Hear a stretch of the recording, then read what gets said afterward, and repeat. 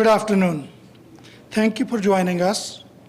We are gathered here on the traditional territory of the signatory of Treaty 6, and I acknowledge the Métis people who share a deep connections to this land. Last week, Albertans learned about a new privatization scheme by the UCP in Red Deer. Central Albertans found out the Ambulatory Care Building, which is a part of the Red Deer Regional Hospital redevelopment, would be built under a public-private partnership delivery model, or a P3. This is the first time in the process of consultations and announcements around the Red Deer Regional Hospital that a P3 model has even been mentioned. We know that P3 delivery models do not work. A P3 is a public-private partnership. That means the public, you and I, pay for it, but we never operate it or own it. A private company does that, and they're always looking for a way to profit from it. Private deliveries of public infrastructure result in horrible outcomes for the function of buildings that provide critical service to Albertans. There's no reason the Alberta government needs to be investing public dollars into privately controlled buildings for critical service like healthcare. The UCPs used this same private model to build schools, and kids were forced to wear their parkas during class because the private operator refused to turn the heat up to a livable setting. When Edmonton built its newest LRT line under a P3, cost ballooned, and passenger waited years longer for a safe, functioning train. And just next door in Saskatchewan, a P3 model in North Battleford had such a poor installed roof, it needed a complete replacement. Let me repeat, a complete replacement of a hospital roof. Knowing all of this, the UCP shouldn't be privatizing anything else. However, Daniel Smith and the UCP seem determined to privatize anything they can lay their hands on. It is an ideological driven approach to the service Albertans rely on, one that has been proven time and again to be more costly, less efficient, and riddled with delays and hidden costs to the public. Money that should be spent on public services instead ends up as profits.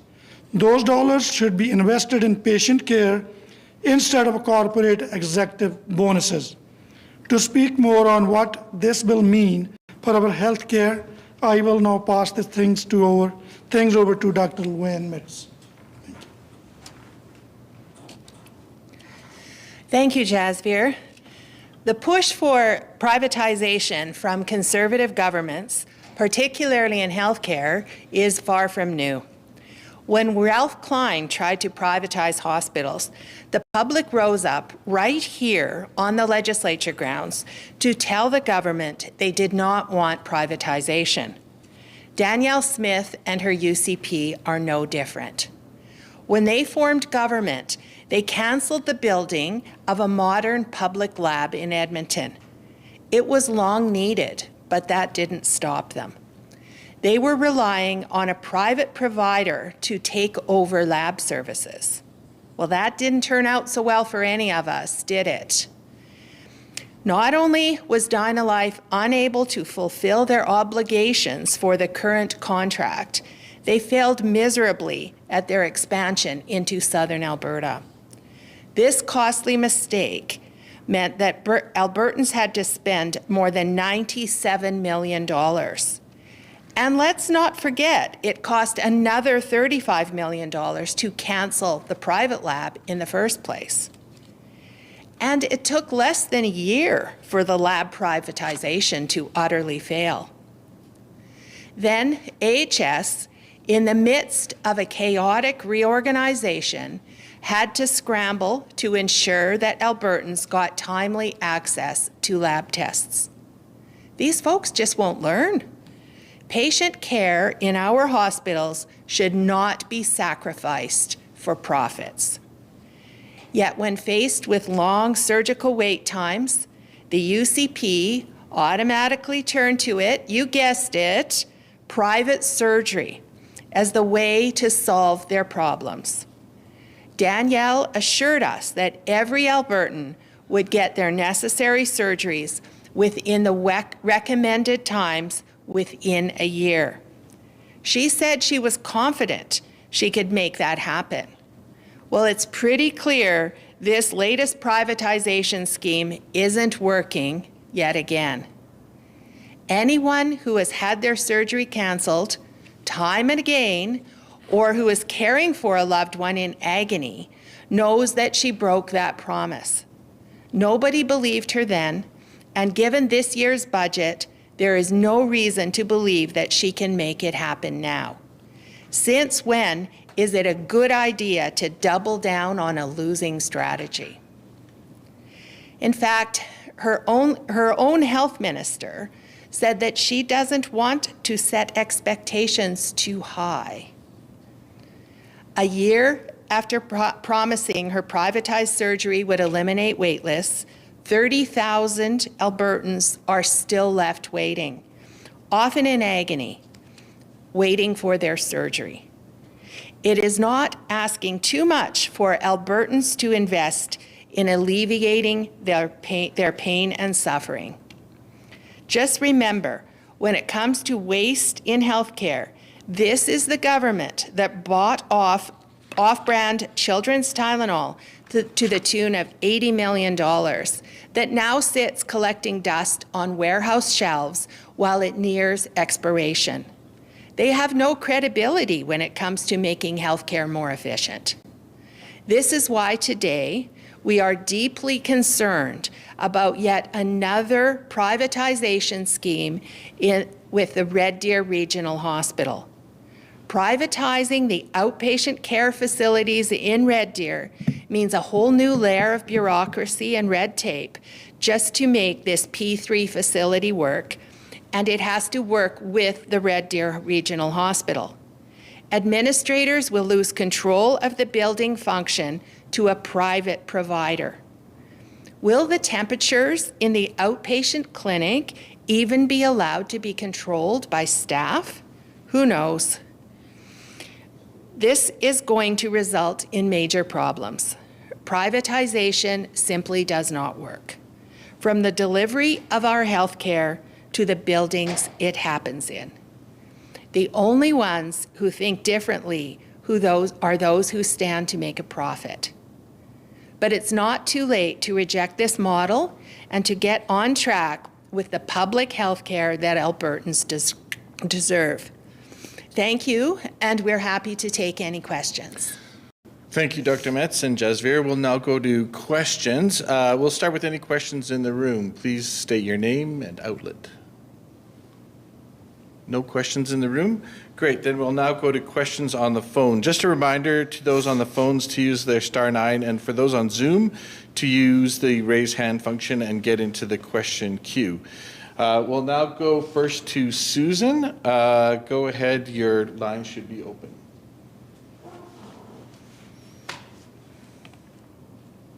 Susan, did you have a question?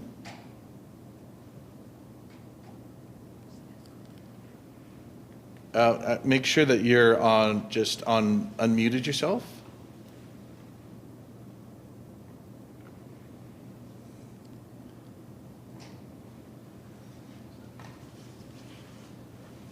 Okay, I think I'm there. Sorry. There you go. Okay, I was wondering if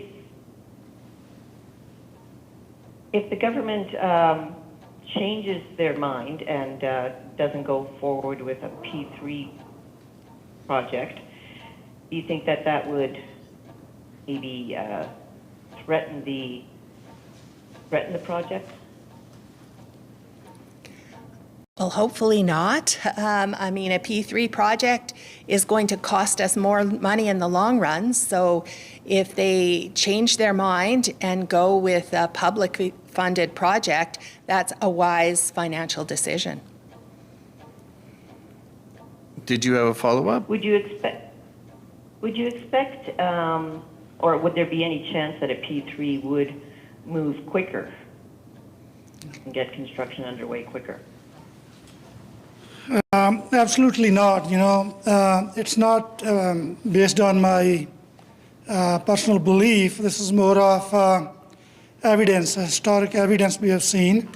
The government have resources. They could,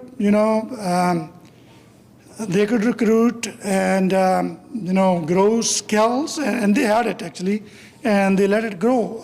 The credible people that worked in AHS, and that is basically their ideological move. We have seen the P3 models, the private partnership, did not only cost like more money to the public sector or the people of Alberta, but also did not serve the purpose. It was not efficient enough to serve the interest of the people it was meant to be. So government is making a big mistake by going through P3 model. This UCP government's past infrastructure minister, I will not go back to the past even conservative governments, but this UCP government's past infrastructure ministers come up with the statement based on evidence that it is not in the benefit of the Alberta government have resources to do it. And government, one way the government is not even, funding the inflation growth and the inflation and the population growth. The other hand, they are ready to gamble the huge amount of money from the public sector to the private companies, they work for profit, to be sure that they will not even serve the purpose that it meant to be. Great, thanks. Next, we'll go to Jackie.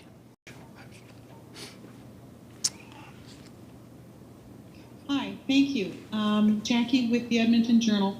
I'm wondering, proponents of P3 construction claim that because it has that private partnership element, that they are more motivated than people in the public sector to get things done. Why do you think that the UCP are so interested in privatizing things, especially to do with the health system? We have a proven track record in this province, even from 2015 to 2019, I would say, like the historic development in education, that more than 244 schools, new schools, or modification done in public sector has proved that lower the class sizes, help the education system, and save the money to the public sector. I've said the evidence does not prove their decision making that is in the best interest of Albertans. And if I see that this is basically, it looked like it comes from their approach or their view of anti-public sector, and that is not going to help Albertans. That's going to cost money to us, and that is not going to provide a service we need. This is the wrong decision. Did you have a follow-up question? Yeah, so why do you think that Premier Smith and the UCP are so interested in increasing the amount of private partnership in things that have been traditionally in the public domain? For example, farming out some testing functions to pharmacies or other things that seem to interest that. Does it indicate that their interests are in increasing private involvement in a previously public sector? Oh, the surgery centers, for example. Yeah, I will just reiterate once again, that the evidence is there. Basically, the Premier needs to answer this question. So what makes her stick to coming back to, going to P3 models when it didn't work in education. Now they are moving into healthcare system that is, the project that is aimed to serve very critical need of people. That's the fundamental human rights of healthcare. So the Premier can answer that question better, but on the private healthcare delivery, I'll have my colleague actually to say more on it. Thank you. Yes, thank you for the question. There's no question that this is an ideological question. It's not based on evidence. We know within even studies of health economics that privatization does not work in healthcare. We know that you can deliver it, but it becomes much more expensive, and that it really comes down to an ideological question. We know that the public system delivers higher quality for less cost. And the question of why they keep moving in the opposite, it's simply a belief. It's not based on evidence. And in fact, it goes against all the evidence that we've seen right here in Alberta again and again, with the most recent thing being the DynaLife failure to reach out. I would call the chartered surgical facilities and contracting out to them as another failure. We're not seeing more operations being done. They are reporting some decreases in their wait lists, at least historically, but I mean, people are spending tens of thousands of dollars to go elsewhere because of the wait times. People are dying on the wait list. That is not a model that's working. We're also pulling our limited resources out of our public system to meet contractual obligations, so that first priority is often getting surgeries done that are under contract rather than necessarily some of the more urgent, life-threatening surgeries such as cancer surgeries and gynecologic surgeries, which always go to the bottom of the list, it seems, because the anesthesiologists are getting pulled to go work in the private facilities. Jackie, did you have one more question or two? Yes, I do. So is this one of a series of movements towards a multi-tier healthcare system whereby people who can afford it get things done fast or get things done well, whereas the rest of us are left scrambling? No question. No question. Yes, you're right. It is a move towards that. It's sad. The step is, defund, don't support the healthcare system, put your dollars, instead of using our dollars to build the infrastructure that we need to get more publicly funded services provided, putting the dollars into private facilities that are used for some public paid contracted services, but those private facilities also do a lot of private surgery for people that don't live in Alberta. So if you live in Ontario or BC, for example, you can come to Alberta and pay to have your surgery done. And if you live in Alberta, you can go to Ontario and pay and have your surgery done. But the bottom line is it means that we need anesthesiologists and nursing staff to provide the care in those facilities, and so they are going to be providing care for those private surgeries. And yes, you can say, well, they all need to be done, but it's a matter of the prioritization. If you can pay, you can get it done now. If you can't pay, you can't get it done now. Follow up? Okay, thank you. Okay, one last call for questions. Anyone in the room? You're good. And online, seeing none, that'll be the conclusion of our press conference. Thank you very much. Thank you.